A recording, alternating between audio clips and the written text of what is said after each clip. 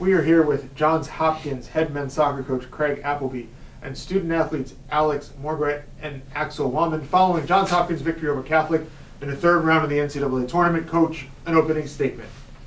Proud of the guys. Happy to be moving on. It was a heck of a game, a wild one, back and forth.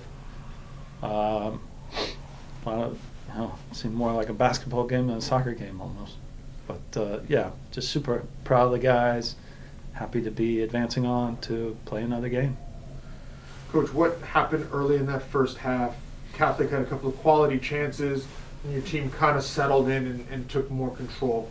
What was Catholic successful in those first couple of minutes, and then what did your team do so well to kind of stifle that down?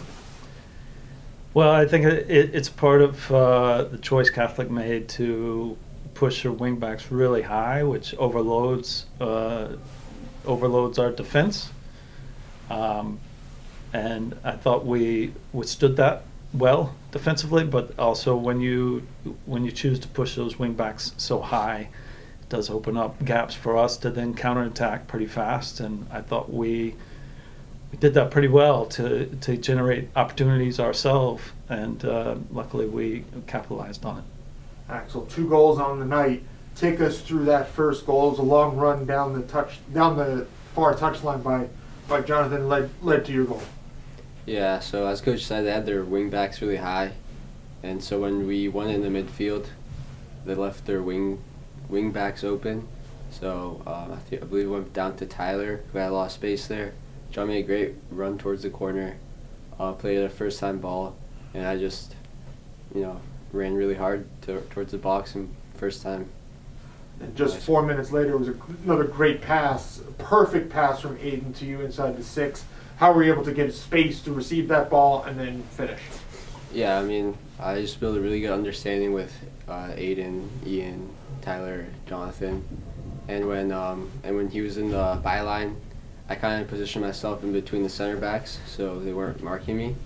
And Aiden put a fantastic ball. I did the easy part. It was a 1-yard tap-in, so couldn't have been any easier.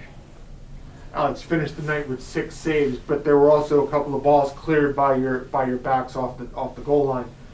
How were you able to be successful in goal, and then how much confidence do you have in your back mates there to kind of help you when you do get in danger? Yeah, I was just doing my job.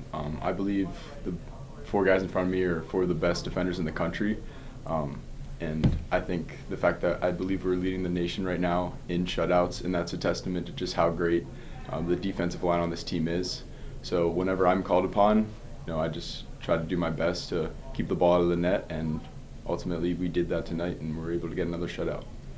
Coach, despite being ahead 2-0 later stages, it was actually Johns Hopkins that was very aggressive in trying to create scoring opportunities in the second half. What were you able to do to keep the offensive momentum going, and what were you successfully able to do to Catholic to prevent them from really coming forward? I think they were still coming forward. They created some nervy moments for us, but yeah, it was more of the same. They were pushing forward to try to get get some goals back, but by doing that, they were leaving spaces for us to collect and turn and attack ourselves. So it was a back and forth, and we're happy to be moving forward. Coach, we talked with Coach Jordan earlier about and his student athletes about kind of the quick turnaround for tomorrow. Without obviously getting into too much detail, what goes into a quick turnaround in preparation, and how does the team kind of recover and then shift focus to tomorrow's match? Well, it's the lot we're handed in terms of playing back-to-back games, and you're also playing the highest quality teams too that push you to the limit.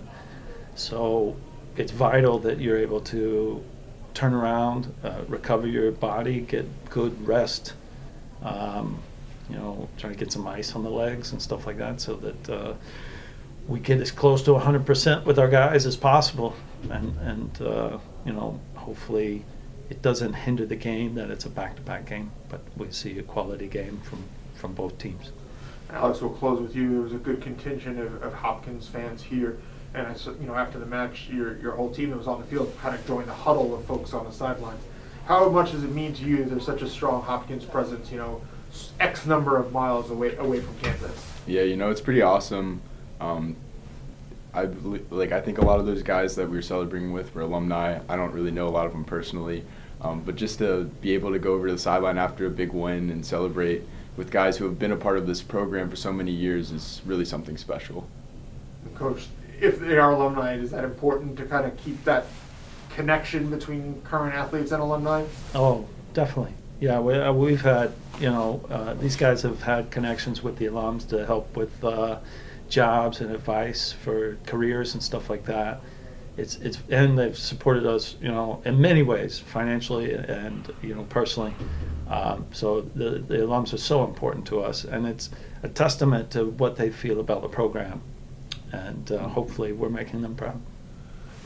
We'll close with you. A question we always ask, it's kind of become tradition here at Hoboken, is we talk to folks that are out of town. What's the post-game meal going to be around here? Asking me? Yeah, of course. I don't know. We just passed it. We passed it? Yeah. Oh, right, the meatballs, right? Spaghetti meatballs. Where are you getting them from? Oh, I think same place. I think it might have been Giovanni's. Yeah. Giovanni's, yeah. Makes Great sense. food. Yeah. Yeah. Congratulations. Good luck tomorrow.